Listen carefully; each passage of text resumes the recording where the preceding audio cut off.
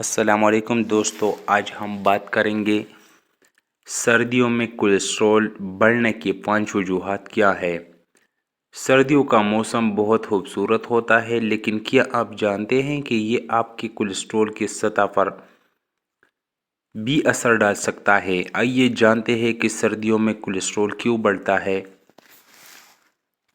اس کی وجہ جو ہوتی ہے وہ یہ ہے کہ سرد موسم میں خون کی نالیاں سکڑ جاتی ہے، جس کی وجہ سے خراب کولیسٹرول کی سطح بڑھتی ہے اور دل پر دباؤ پڑتا ہے۔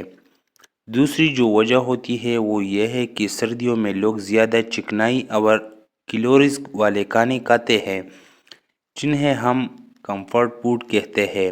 یہ کھانے کولیسٹرول بڑھنے کی ایک بڑی وجہ ہے۔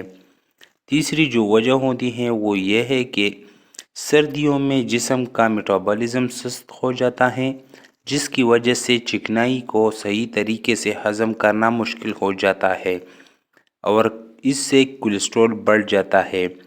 چوتھی جو وجہ ہوتی ہے وہ یہ ہے کہ سردیوں میں دھوپ کم ہونے کی وجہ سے وٹامن ڈی کی کمی ہو جاتی ہے، جو اچھے اور خراب کولیسٹرول کو متوازن رکھنے میں اہم کردار ادا کرتا ہے۔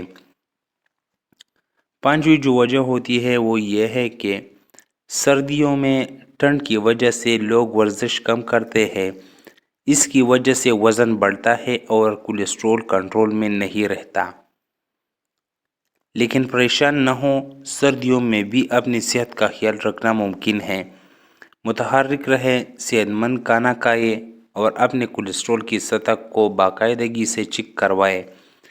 آئیے اس سردی کو دل کے لیے صحت مند بنائیں۔ اپنی صحت کا خیال رکھیے اور سردیوں میں بھی چاق و چوبند رہیں۔ شکریہ۔